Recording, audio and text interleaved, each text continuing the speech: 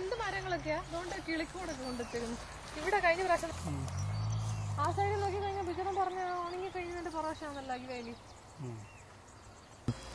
അത് അതിന്റെ പുറകെ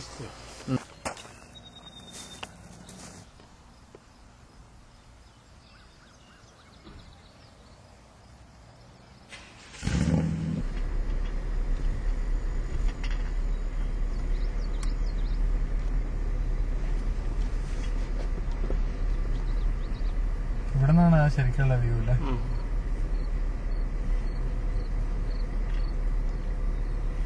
ഒരുപാട് ജനല് കൊടുത്തിട്ടുണ്ട്.